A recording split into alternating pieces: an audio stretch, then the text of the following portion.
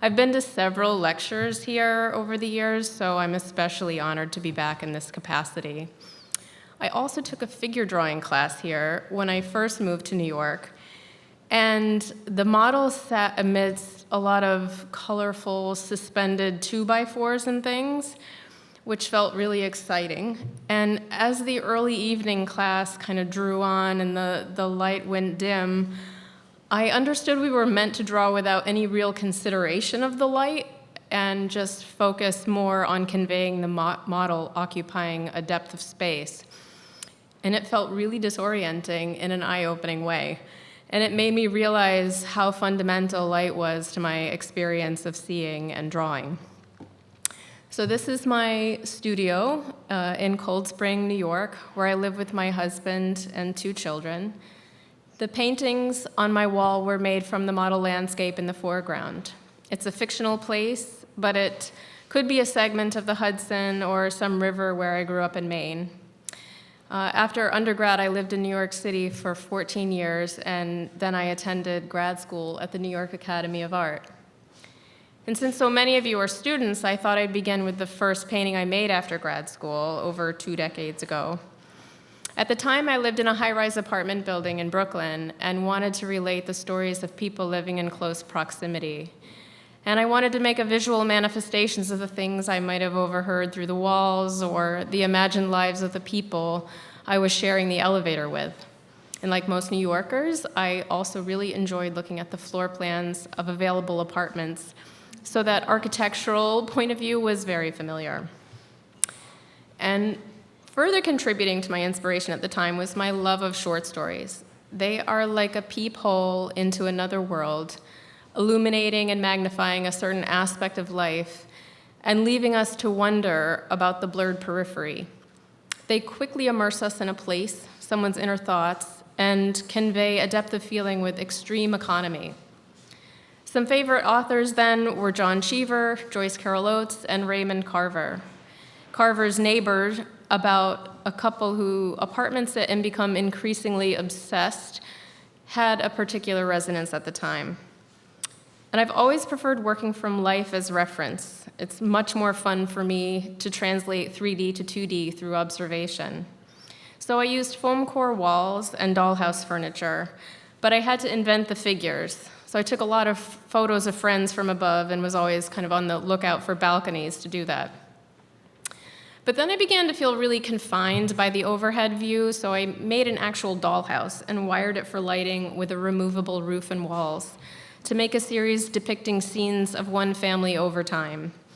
And again, I used the dollhouse furniture and photos I took in Central Park for backgrounds and a combination of imagined figures with pictures of friends.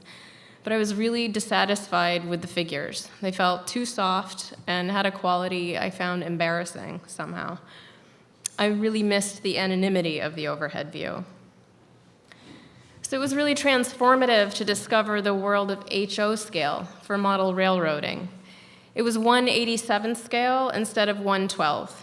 So it meant I no longer had to rely on my vague imagination and could avoid the expense and awkwardness of hiring models and begging friends to stand beneath balconies. They were far from perfect, but they were a suitable stand-in, casting real shadows and giving me complete control over my scene. I'm so detail-oriented that it was also really useful just to reduce the amount of information I could take in. The print of a shirt, the exact expression on a face, the tiny scale eliminated extraneous details. The objects became more symbols of the thing instead of anything too specifically styled or branded. So reducing the scale allowed me to focus on gesture and body language and the tension between figures. Unfortunately, most of the poses were really limited to riding on trains, and they had old-fashioned clothes and really idealized body types, but they could be cut up and re-glued in different positions and painted. So of course I wanted to make my own neighborhood, relating stories of neighbors and exploring issues of privacy. I realized I had to re-examine the relative scale of things because slight shifts can really throw things off in miniature. How many feet wide is a sidewalk, a road, a pool? I noticed many things in the real world can be repurposed and become something new at that scale. Model making forces me to look at the world with fresh eyes, like a kid, to examine environmental cues that make a space feel specific. A bank lobby versus a hotel lobby, a dentist's office versus an efficiency apartment or a farmhouse. And it fills me with a surprising sense of wonder and renewed appreciation for all the stuff that I normally just take for granted. This is Exposure from 2006. It's one of more than 20 paintings I made from that model. A neighbor watches a couple being photographed on their porch. What you see in the painting is a completely different figure than the plastic-clothed one that I had in the model. I was having trouble nailing the gesture of her snooping through the fence. So I returned to my training in figure drawing at the New York Academy of Art, imagining her as a nude model and considering anatomy and planes of light. And through a lot of frustration, painting and repainting, she became simplified and more direct. And ultimately, the painting became more interesting for the naked one being the one doing the looking. I think my style, if you want to call it that, has emerged from struggle and how I've mitigated my shortcomings. It comes from drilling down to find a way to express what I'm after through the paint itself, through the reference material, and through the sources of inspiration I seek. I recently spent a week at the Cuttyhunk Island Artist Residency, which you all must visit. It was completely decadent and indulgent and beautiful.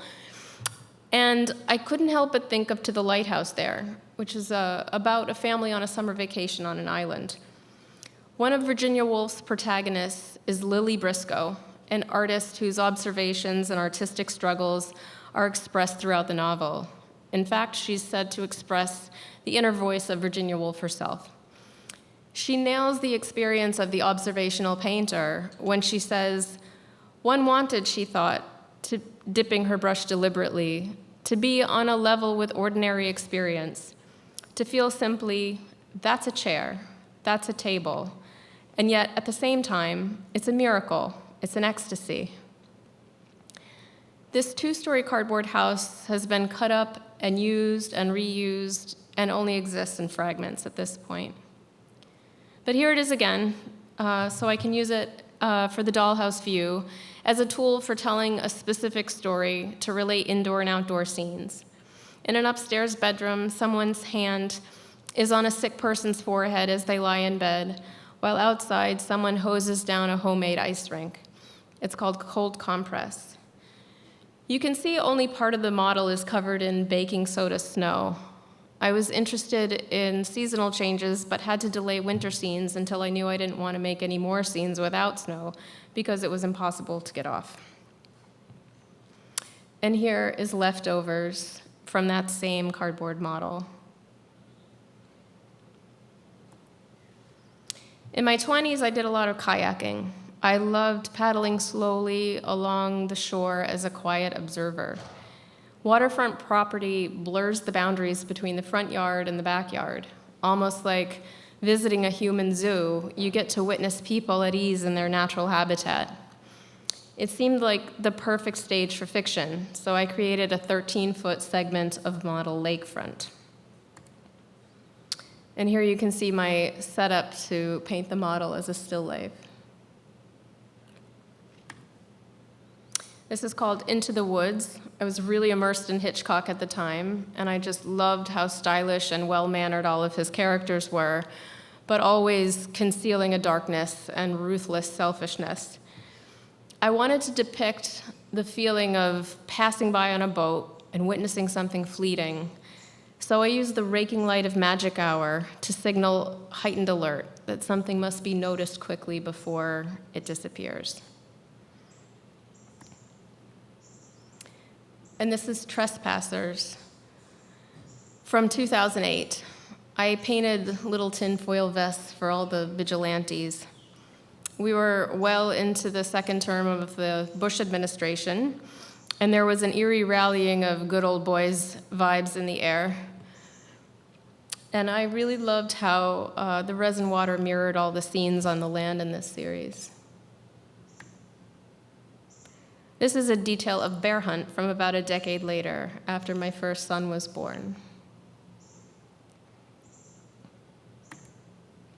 When he stood up in his crib and stared at me from the foot of my bed, I knew that it was time for more space. I was really tired of chasing affordable rent and moving from one studio to the other and all of the disruption that that entails. So very, very reluctantly, I considered moving from New York City. And it was in this time of looking for a town and scouring Google Maps, considering what would be an ideal place to live, that I had the idea to make my own town that could evolve over time in response to the land. Terrence Malick's Tree of Life had just come out and also must have been an influence. I was still adjusting to being a new parent and the sense of vulnerability that comes with it, so I was really guarded against personal narratives and felt an instinctual need to just zoom out and try a different kind of storytelling without any figures at all. So I decided to shift scales again, this time to the point where from an airplane you can see all the little houses and maybe cars, but can't quite make out the people. I settled on 1/500th scale, which is called architectural scale, versus the 1/87th of the model railroading scale. And I used my scroll saw to cut out over 500 Monopoly hotel-sized buildings, made tiny cars, and painted them all. I used a hot wire and Sureform tool, which is basically a cheese grater on a stick, to carve out a landscape out of an 8-foot square of foam and poured rivers and ponds of resin. I laid it all out and cut up an old sheet to figure out the roads because the sheet in scale strips was fabric enough to accommodate the contours of the landscape. I mapped out the stages of development using a grid and a detailed drawing, noting a farmhouse that might be a stubborn holdout and throw off the neat grid of streets, or an especially beautiful area of landscape that would be paved over for a school or a gas station. I marked each house on the bottom with its coordinates so I knew where they ultimately belonged. Then I took it all off and started the series from undeveloped land. This is called Weed Trees. It might be the biggest painting I've ever made. It was 40 by 60 inches. And I wanted to use a consistent scale throughout the series, so trees were all about the same size. And I felt much freer to use a brushier and looser approach to describing the landscape and tried to play a little more with transparency. This is called Small Changes Every Day, which is what I called the whole series. You can see houses and farmland have been established. And there were some more subtle changes in between, but this is the final stage of the model. And this is called Nothing New Under the Sun from 2016. And here's a shot of my studio in Beacon, New York, where I first landed before building the studio that I work in now. It was an old science classroom in the Beacon High School, and it had perfect north-facing light, but very little heat. And maybe you can make out my etching press kind of 2/3 of the way back along the wall there with its 4 spokes. I bought it with a NIFA grant and used it to make monotypes, which was just painting with oil on plexiglass and offsetting it onto dampened paper. I made some diptychs that directly presented a before and an after. There was a really high failure rate. I was racing against the drying time of the paint. The earth colors dried really quickly, and the whites were really sticky. And then the layering of paint averaged instead of just printing the visible layer on top. And there was also smearing. So it was really disheartening to waste a whole day on a smeared or murky image. And the pressure for it to work out was especially high on the second print in the pair of images. It felt truly miraculous every time I was able to pull it off. And the model was way too large to get it out the door, which was fortunate because I wouldn't have wanted to store such a large model anyway. But I managed to carve out a center section, and I did end up showing it a couple of times. And I'm really committed to using the rest of the foam. In fact, it's already been recycled into the river landscape that you saw in the first slide. I never intend to show the models, and I don't make them as permanent structures. They evolve and take a lot of abuse. I really just consider them as a tool, a still life. I have had to refurbish and make them a little more presentable in order to participate in shows focused on dioramas and how artists use miniatures. I use and reuse models and reconfigure parts. I don't want to waste time crafting for presentation's sake when I could be painting. This is called diagnosis. Maybe the most important function of the model is that the process of making it helps me extract what's churning in my imagination to bring it solidly into the real world, so I can know it from all sides, or I can observe real light hitting real objects and see the shape of shadows cast. Model making ushers me through this liminal space between my vague conception of a scene and what I can control. I can play with the scene, play with the space, experiment with the impact of different characters, and try different poses. It's a kind of sketching in 3D. And there's a kind of casting process where I sort through these tiny plastic figures in the palm of my hand. I'm in search of just the right fit or someone I can modify, combine with another figure, bend, fatten up with clay. Sometimes I try different figures just to see how they impact the read of the narrative. I try different lighting, different vantage points. And I shoot pictures to document my play and decide on the size of the panel. I've landed on this sweet spot of figures being about 1 inch tall, so this is a really tiny painting, about 3 by 4 inches, but an image in a landscape is obviously going to be bigger. This is Hypochondriac. It's one of my smallest paintings. It's only 2 by 2.5 inches. I've also been asked if I create characters with names or backgrounds like an author. I do not. My internal process is nothing so concrete as that. The figures I depict embody my empathy. The paintings are invitations to the viewer to relate and empathize themselves. Empathy is an act of imagination, to put yourself in someone else's shoes and write a vivid enough story for yourself to embody their feelings. And this is delivery. The model also allows for vantage points really only paralleled by movie sets. Removing a wall or ceiling allows for a detached view, a God's eye view, like that of an omniscient narrator. It imparts the feeling of being simultaneously intimate and distant, like the scenario itself. A staggering third of all births in the US are via C-section. And in researching the procedure in anticipation of giving birth myself, I gave serious consideration to what that experience might be like and heard personal stories from numerous women.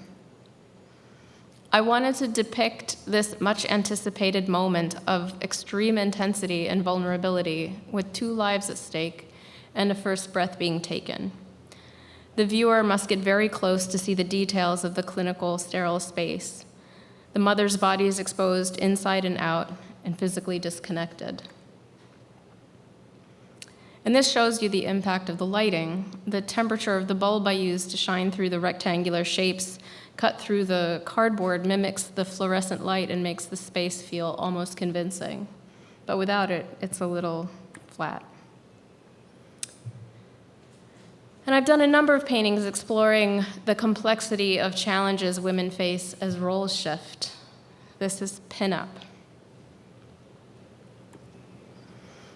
And here is Mornings. Fatigue is a feeling I've tried to paint repeatedly.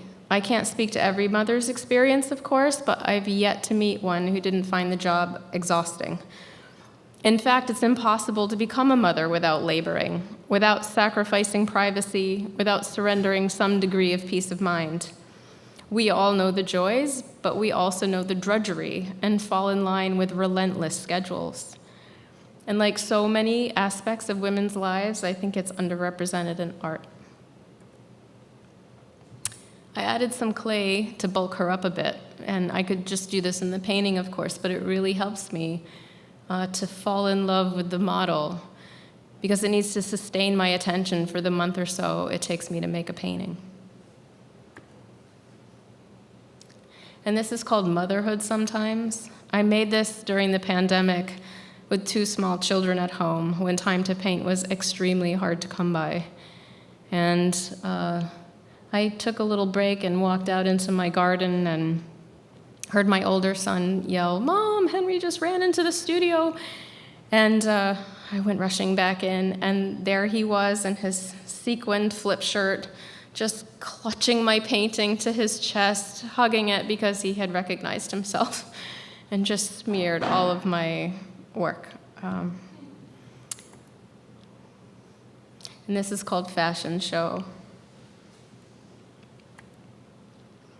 And this is housekeeping. I made it 20 years ago from the same cardboard model I showed earlier.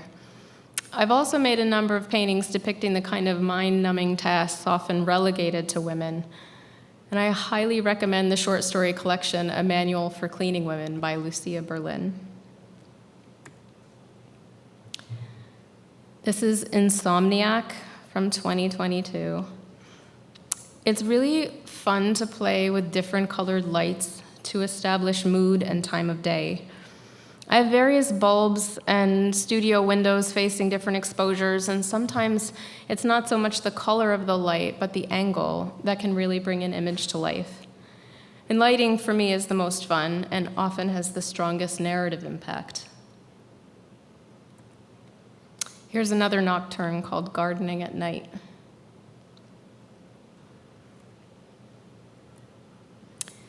And this is Our Town, inspired by a Hudson Valley Shakespeare Festival local production of the play by Thornton Wilder from 1938. It depicts the final act. The central character has died during childbirth and is distraught and disoriented to discover that she has joined the other dead. She asks to relive a day, her 12th birthday, and realizes how much of life is taken for granted. She's overwhelmed by the beauty and fleeting nature of life and rejoins people in the cemetery. The people in the chairs represent the dead, and we see her funeral procession as the stage manager remarks on the vastness of the universe and reminds the audience to appreciate the simple things.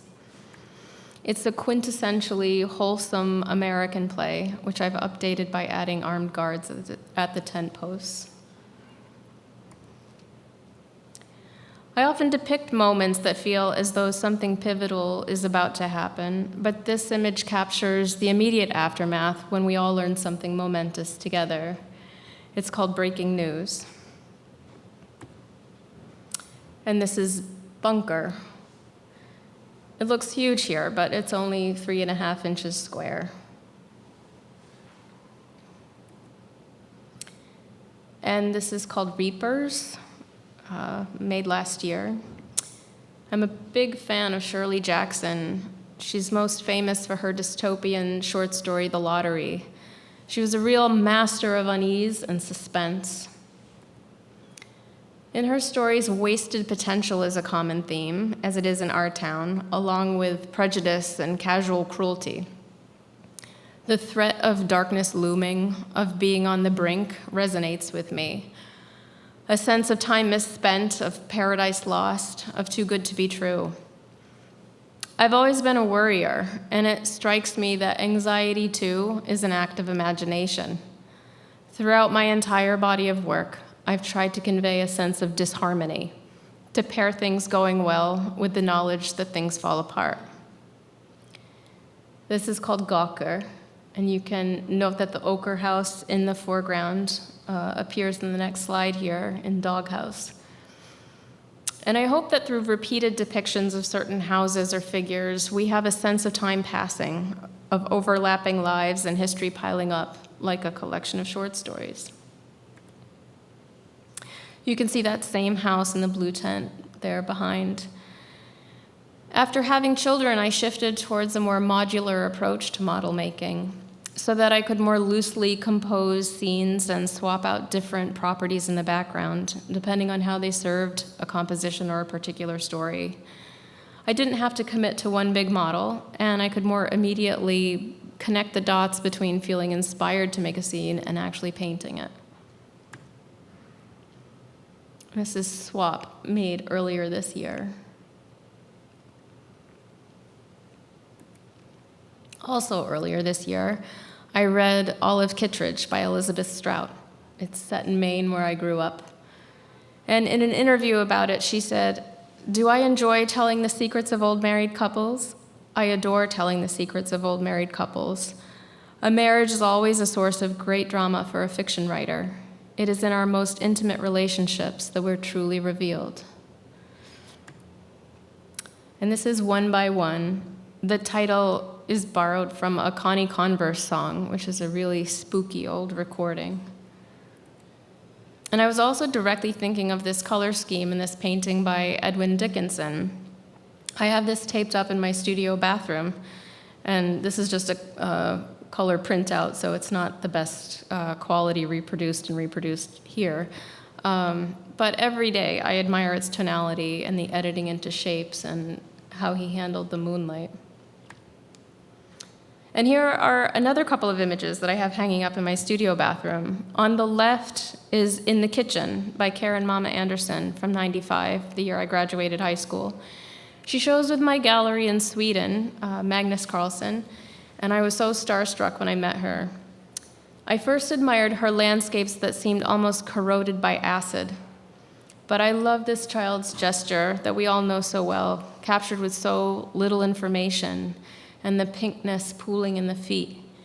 It seems almost cute, but also dreadful.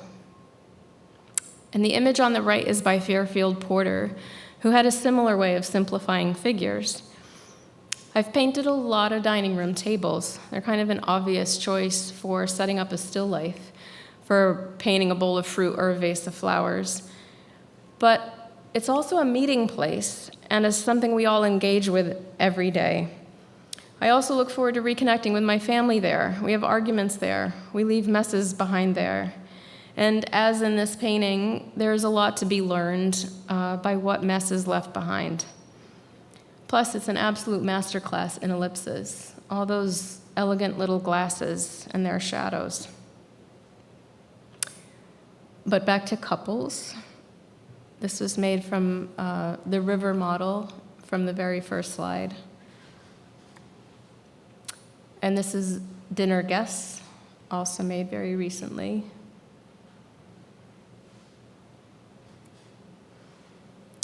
And again, I have fleeting time implied with raking light, fitting with closing a pool after a summer's day. My perception of time has sped up a bit, having children with their rapid growth and persistent calendars peppering the year with markers of its passing.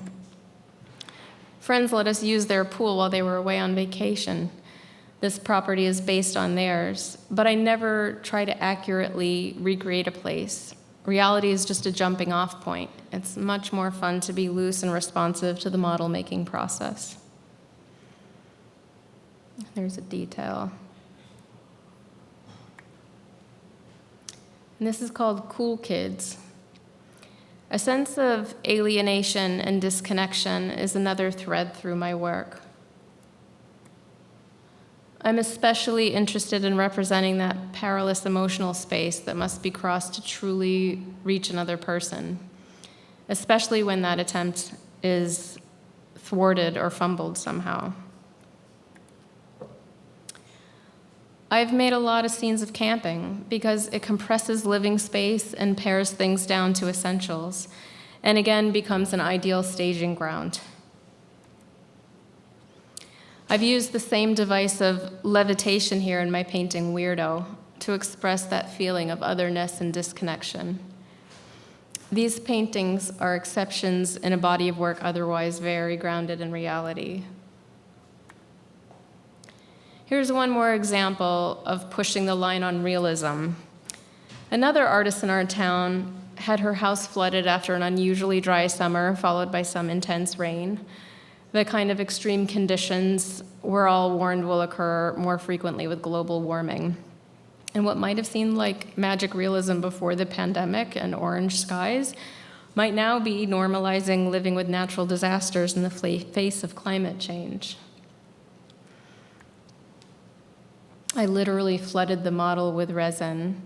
It's called Island. And here are snacks. So much of parenting is getting snacks. And back scratch. I paint on wood panels because there's no bounce or weave to compete with the detail. I use a lightly tinted ground. It's neutral and slightly warm, so I can quickly note the lightest lights and the darkest darks, and have something of a value range established immediately. And for those of you interested in technical details, after the tinted ground, I use a clear gesso because it has a sandable tooth. And I sand it for a paper-like texture that becomes very smooth and receptive. And I order custom-sized panels for each image, which I work out in Photoshop to keep the scale very consistent. And I use mostly watercolor brushes because they hold a really nice point.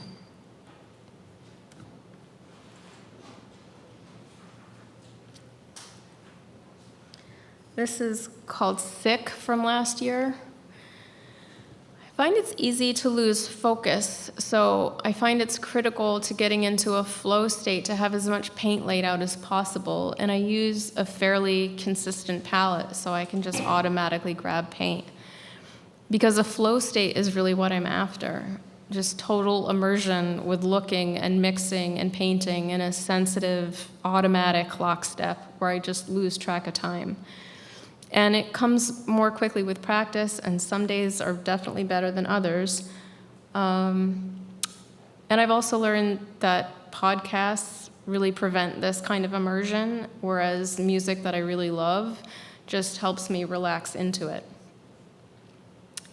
This is called Hotel Pool. I'm always trying to simplify, but that patterned carpet felt important. So again, the model is helping me to hone in on what's necessary and what isn't.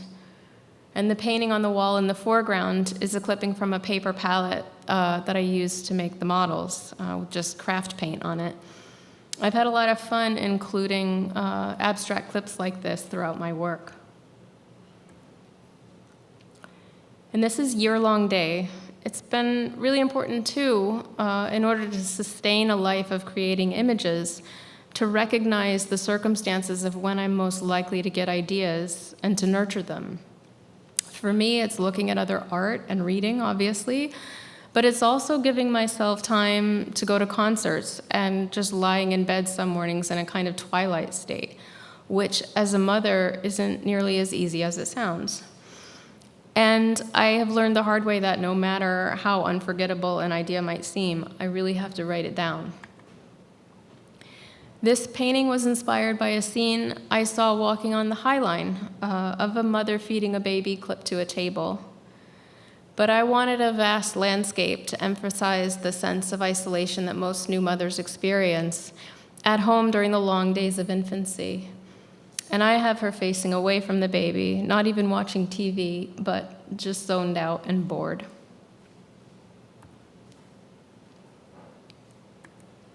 I like removing walls so we feel like we're seeing something unscripted and real, like we're just a fly on the wall. And I also love the vibrant commercial colors of cereal boxes and plastic. Here are more cereal boxes, which I intentionally made a little out of scale so they feel more like partitions. Just a couple of millimeters can really have a huge impact at that size. And this is called Lost. Anyone who has lost track of a child for even a moment can relate to the sense of terror, especially in a place like the woods, or if they just duck underwater for a second in the ocean. But maybe it's also a metaphor more broadly for the anxiety surrounding loss that is at the very core of being a parent. The whole goal of the thing is for the kid to walk out the door. Unfortunately for me, so often the tiny figure in the center is the hook on which the whole thing hangs, and I can really be held hostage by it, as I was in this painting, with blood just pooling in my legs, hours, days, until I get it right. Because there's no model for it, not really. The little plastic figure is a stand-in. And as I struggle, I just feel like I've lost it, I've just never had it, I'm an imposter. And at that scale, the tiniest flick of a brush or too much caffeine can completely destroy a day's work. I may feel close to getting it and chase it for hours, but maybe then it looks overworked and I have to begin again until I learn it and it comes out just right. I can get stuck obsessively in pursuit of a certain goal, of conveying a particular feeling, capturing the language of a specific gesture, and not quitting until the thing has been ruined and revived and ruined again until it suddenly is. Maybe not perfect, but true. Here's another scene in the woods called Breaking Down, made a year ago, just before the election. I was thinking about fringe groups getting together and organizing, and of course this rarely happens in person anymore, so it's actually more metaphorical. I'm often asked by other artists about varnishes, and I've tried a lot of different methods and brands, but I've landed on Gamvar satin because it's completely clear and removable. So a viewer can still see subtlety in a dark image like this instead of just looking at their own reflection. This is called Sight. It's a linocut I made with the printmaker May Shore, who approached me about a collaboration after seeing my monotypes. And I was really skeptical my work would translate into a medium that was essentially cut stamps. And I was also reluctant to collaborate with someone else. But it turns out I couldn't have asked for a better partner to work with than May. She was determined to translate the essential qualities of my paintings into a print. This is Clearing, and it was the first linocut we made together. We were really challenged to try and get that expectant lean in the figure, which was very hard to do at such a tiny scale cutting. But I was really delighted by how the layering of ink shapes seems to have an effect almost like a watercolor. And as usual, I began with a model making for a painting and painted color separations on mylar films laid over my painting, kind of trying to average color and simplify the shapes, imagining how they might create new colors as the inks overlapped. May precisely cut the tiny shapes made by the color separations onto linoleum blocks and worked out the print order. As a painter, I'm familiar with oil paints, how they mix and have different strengths and transparencies, and it's completely different with ink.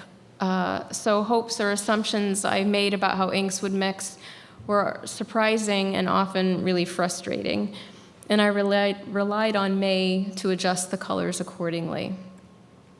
Here she is, rolling out color onto the shape she cut just before running it through the etching press. I'd visit the print shop to troubleshoot proofs and give feedback, and it got quite complicated to solve problems because the plates are all in reverse and have a really puzzling impact if they're printed in an inconsistent order. Plus, a lot of time would pass between making the painting and making the proofs. It felt really strange to re-immerse myself each time. And then May would work her magic and figure it all out, and I'd go back and be mostly really thrilled, and then also have to let go of some things. It was a really good exercise in prioritizing fixes and appreciating happy accidents, and also letting go of some of the control that I'm spoiled by in the studio. Recently, I've also enjoyed experimenting with watercolor for the same disorienting reasons. It's the exact opposite approach to oils, because you begin by reserving and protecting your lightest lights. And watercolor really forces efficiency with brushstrokes and precision with drawing. The pigments are also so different that I had to make myself cheat sheets that I reference often.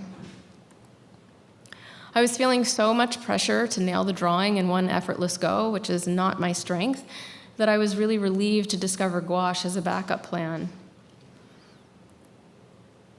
And this was a kid bouquet, a bouquet a kid must have dropped on the sidewalk that I found on one of my morning walks. And I have such a strong association between watercolor and landscape. It seems to lend itself to a more natural, sweet imagery with its softness, and maybe because it's the first paint that most of us or children are allowed to use. I found myself wanting to subvert that a little to give it some edge. And while working at the print shop, I saw some beautiful handmade paper by Akimi Martin. So of course I wanted to try making my own paper for watercolor. So I collected litter from walking in the woods and clipped bits of recycled materials and shredded old t-shirts because I wanted the remnants of how we're living now to be embedded in the paper itself. So candy wrappers and such with random pops of color, interrupting or repelling or becoming part of my painting. I sent Akimi several pounds of this material, all sorted out, and she was game to experiment with which trash would survive the paper-making process. She sent some proofs, and there was some back and forth, and eventually she made me several large sheets. It seems like the paper itself became analogous to feeling like a kind of sieve, which is what it is to be receptive as an artist, and obviously the state of the landscape. So in the coming year, I'm looking forward to experimenting with that paper alongside making work for a show next spring at Richard Heller Gallery in LA. So thank you all for coming. You've been a really patient audience, and I'm happy to answer any questions if any of you have them.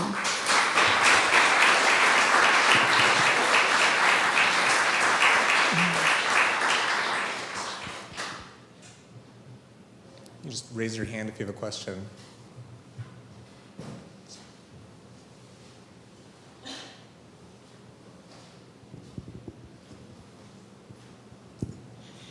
Thanks, Amy. That was great, and so much information that you left us with very few questions. Exactly. It was Thorough. great. Yeah, it was very thorough. It was wonderful. This is more of a comment than a question, but your work is so teeny tiny, and then it's presented so large on the screen. So how do you feel about that? Does that... It's challenging for me. I'm looking at it and feeling like it looks a lot more expressive than it might in person, and a little softer, blown up like that. Whereas I think in person it's a little more crisp, and certainly only one person can really look at it at a time. But there's a benefit to blowing it up for sure. Yeah. We missed that little voyeur thing where you have Exactly. Yeah. beautiful. Fun to see the details. Thank you. Thank you for that. I had a question. Would you mind expanding on talking about the oil monotypes that you were finishing within a day, and just more about that process, please? Sure. Yeah, I made several monotypes, and there was maybe a 50% failure rate. And I would have a little piece of plexiglass, and I would soak a piece of paper just before printing it. But I could kind of do a quick drawing and lay the plexiglass on top of a drawing, so I had something to go by, but it would quickly be hidden by the paint that you put on top. And the thickness of the plexiglass itself would kind of compete with the drawing, so the drawing wasn't that useful. You quickly get into trying to make almost like with the watercolor, except with oil paint, kind of an image in one go, instead of developing things over time or being able to mush things around. It had to be pretty precise. Something like terre verte would get really would just dry. So if I waited too long, like 8 hours or something, or I didn't dampen my paper enough, then those earth colors wouldn't offset. They would just be dry on the plexi. And if I used a little too much titanium white in anything, then it would really, it could stick to the paper or even rip the paper. So it took a lot of trial and error to figure out what I could get away with. And sometimes the results were just really exciting and would motivate me to keep trying and get me through the days that were completely wasted. But going to see the Degas monotype show was completely inspiring and reassuring, that these prints have held up so well and so beautifully over time, and they have their own kind of beauty. Yeah.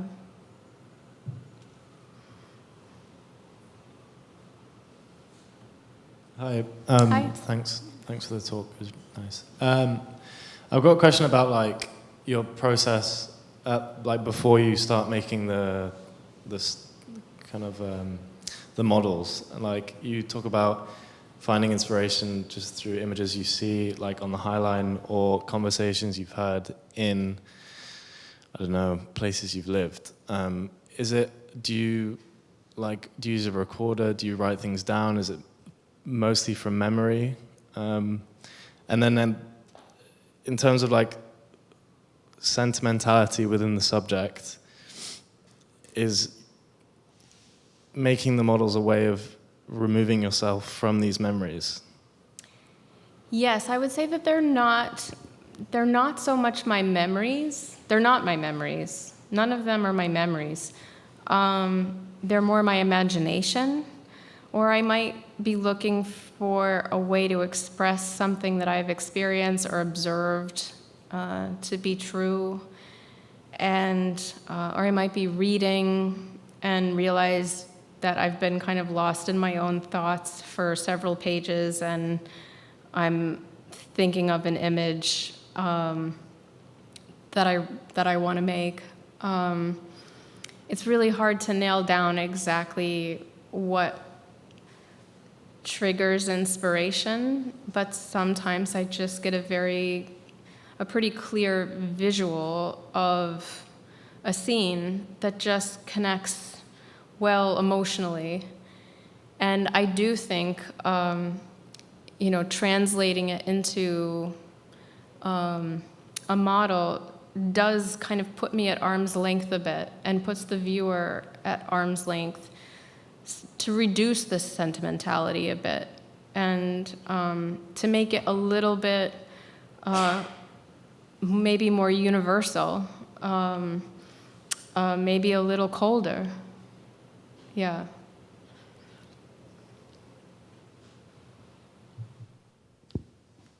Thank you, Amy. That was really wonderful. It's wonderful to kick off this year's lecture series with you. I was wondering if you could talk a little bit about your titles and how you pick them. There were a few paintings that I thought could have multiple reads, and then you shared the title like Weirdo or Clearing that kind of pushed it into one direction. And I'm wondering at what point in the process the title comes in, if there's multiple titles, and how you think about that. Yeah, thanks. I usually try to title things in a way that is open enough to not over-direct someone's read, to leave enough room for interpretation. But also I typically start out an image with a very specific feeling in mind or a vision in mind, and I really want that to come across. So I'm kind of walking a line there. And I have a really hard time sometimes with the titles, and other times it's just very clear to me what it is. But I've tried to keep them quite simple and down to earth, so that they are just more open. All right, thank you so much, Amy. That's all the time we have. We're going to go upstairs to the Whitney studio for our reception. Thanks. Thank you.